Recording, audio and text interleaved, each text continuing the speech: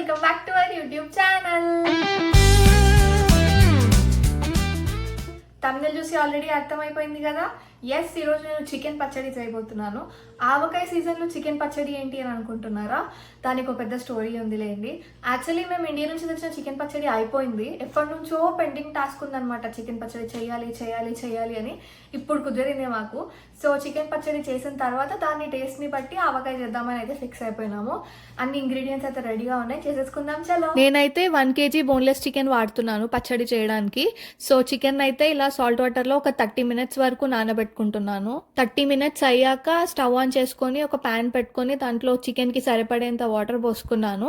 Water వేడయ్యాక ఇంతకుముందు నానబెట్టుకున్న చికెన్ని దీంట్లో వేసుకొని ఒక్క 5 minutes బాయిల్ చేసుకుంటే సరిపోతుంది అంతే. మరీ ఎక్కువ బాయిల్ చేసుకుంటే రబ్బరీ టెక్స్చర్ వచ్చేస్తుంది.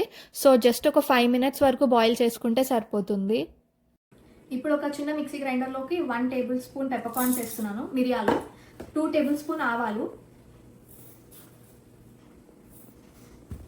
1 tablespoon జీలకర్ర,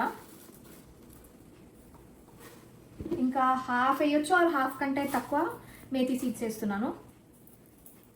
వేసుకున్న తర్వాత ఇప్పుడు వీటిని ఒక ఫైన్ పౌడర్గా గ్రైండ్ చేసుకొని పెట్టుకుందాం చలో.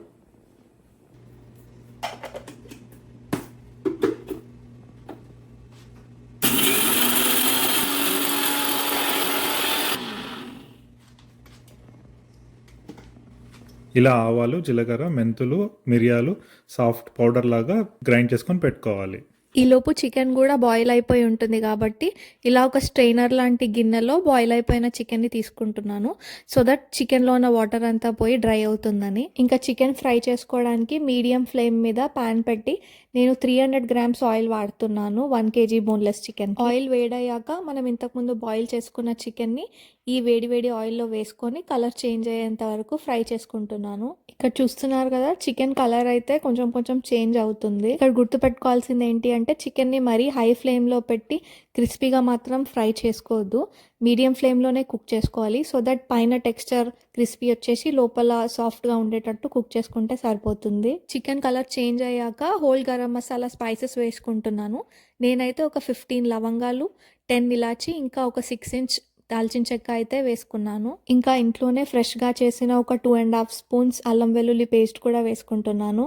అల్లం వెల్లుల్లి పేస్ట్ వేసిన తర్వాత ఒక 3 to 4 minutes పచ్చివాసన పోయేంత వరకు వేగించుకొని దీంట్లోకే ఒక 10 to 15 గార్లిక్ పాట్స్తో పాటు కొంచెం కరివేపాకు కూడా వేసుకొని కలుపుకుంటున్నాను. మళ్ళీ ఒక 3 to 4 minutes బాగా కుక్ చేసుకున్న తర్వాత మనం ముందుగా చేసుకున్న ఆవాలు, జీలకర్ర పౌడర్ ఉంది కదా, అది కూడా దీంట్లో వేసుకొని బాగా కలుపుకుంటున్నాను.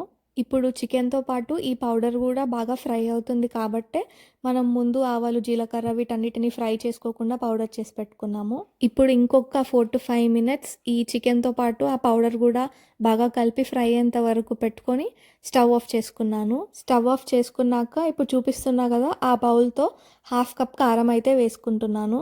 అదే కప్పుతో ఉప్పు కూడా వేసుకుంటున్నాను. ఉప్పు ఎలా అంటే 1/4 కంటే కొంచెం ఎక్కువ వేసుకున్నాను, మరి 1/2 cup కాకుండా.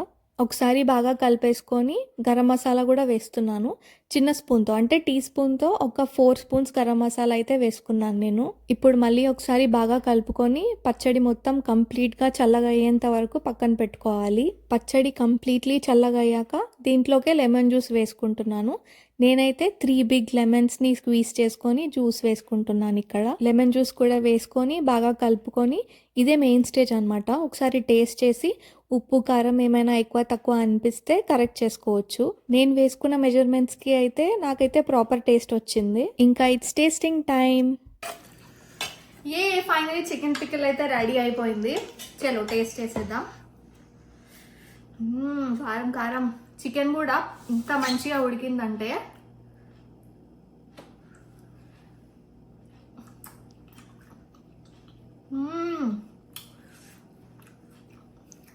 యమ్మీ అసలు.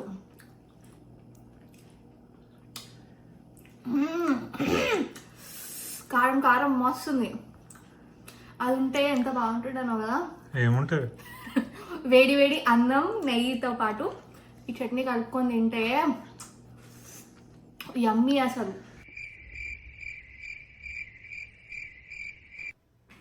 నేను చేసిన చికెన్ పిక్కల్ అయితే రెడీ అయిపోయింది. నేనైతే ఇలా గ్లాస్ జార్లో స్టోర్ చేసి పెట్టుకున్నాను. ఎయిర్ టైట్ ఉంటుంది అండ్ ఎక్కువ మంత్స్ కూడా ఉంటుంది ఇలా స్టోర్ చేసి పెట్టుకుంటే. అండ్ అఫ్ కోర్స్ నేను చేశా కాబట్టి ఇక్కడ ప్రీతీస్ చికెన్ పిక్కల్ అని రాసుకున్నాను, ప్రీతీస్ చికెన్ పచ్చడి అని కూడా రాసుకున్నాను.